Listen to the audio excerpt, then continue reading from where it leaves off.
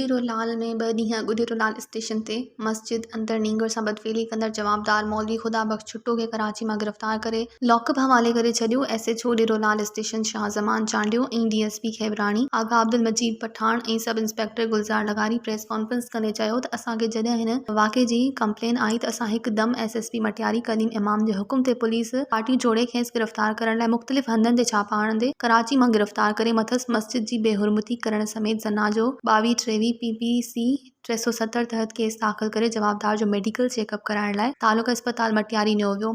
DSP आगा Abdul Majeed Pathan media सां ॻाल्हाईंदे चयो त उॾेरोलाल स्टेशन ते अहिड़नि वाक़िअनि खे मुंहुं ॾियण लाइ माइटनि खे पंहिंजनि ॿारनि ते ध्यानु ॾियणु घुरिजे।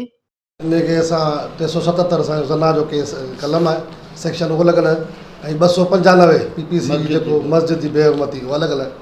ठीकु आहे न। ऐं अॼु कल्ह अवाम एहतजाज कयो, बिल्कुलु असां अवाम सां गॾु ॻाल्हियूं कयूंसीं। असांखे अवाम 2 ॾींहंनि जो टाइम ॾिनो, असां हिनखे अलहमदुलिल्लाह 24 कलाकनि जे अंदरि गिरफ़्तार कयो आहे। असांजी कोशिशि हुई पहिरीं ॾींहुं खां वठी असांजो SSP साहिबु SSP मटियारी साहिबु उनजी कंटिन्यू असां सां राब्ते में आहे, उन्हनि जी हिदायतुनि ते ऐं कुझु असांजो टेक्निकल जे हिसाब सां असांखे अॼु असां हिनखे सुबुह जो 11 बजे गिरफ़्तार कयो आहे। बाक़ी अॻिते जे लाइ बि असांजी पूरी कोशिशि आहे। हिकिड़ो तव्हांखे यादि हूंदो, हिकिड़ो पहिरीं हिकिड़ो वाक़ियो थी चुको हो, उहो बि असां ईअं ई असां हल करे छॾियो हो। असांजी पूरी कोशिशि आहे अलाह पनाह ॾे अहिड़ो वाक़ियो कॾहिं बि न थिए। जे थींदो त इनशाअल्लाह हुनखे कैफ़र किरदार ताईं पुॼायो वेंदो, कोर्ट सॻुन ताईं पुॼायो वेंदो, अॻियां कोर्ट वग़ैरह सज़ाऊं ॾियारियूं वेंदियूं इनशाअल्लाह। अच्छा, छोकिरे मेडिकल वग़ैरह कराई अथव?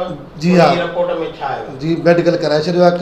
कल्ह हुनजो मेडिकल करायो, रिपोर्ट कोन आई आहे, मेडिकल थी वियो आहे, रिपोर्ट में 2 ॾींहं लॻंदा ऐं हिन जवाबदार जो अॼु असीं मेडिकल कराई। हिन जी मेडिकल थींदी। पहिरीं हिकिड़ो सवाल हलियो पियो त जंहिं वीडियो भरी आहे उनखे पंहिंजे तहक़ीक़ात में शामिलु कयो वञे, छा थी सघे थो उहो सहूलियतकार हुजे या उहो हिन सां सलाह में हुजे? तव्हां इन बारे में कुझु कयो?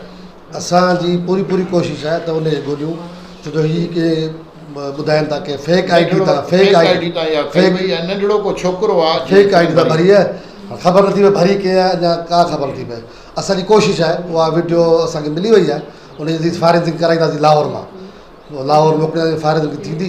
बाक़ी कोशिशि आहे असांजी जे वीडियो भरी आहे त असीं उनखे वठी ऐं असां आवाम खे बि चयो आहे ऐं फ़रियाद इंसाफ़ तव्हां हुन आहे त असांजो इहो असांखे माण्हू हथु करे ॾियो त असीं हुनजी एविडेंस वठी इहो केस में मज़बूत कयूं। चाहे फेक आई डी वारनि ते को क़दम खजंदो? उन लाइ बिल्कुलु असां लिख पढ़ कई आहे ऐं इहो साइबर क्राइम खे SSP साहिब जे तरफ़ां DI साहिब जे तरफ़ां साइबर क्राइम खे हुकुम मिलंदो, FI वारनि खे कराईंदासीं, इहो बि ॻोल्हींदासीं। मज़ीद ख़बरनि ऐं तफ़सीलात लाइ विज़िट कयो असांजी वेबसाइट www.awamiNewsHD.com ऐं ॾिसंदा रहो अवामी न्यूज़ HD।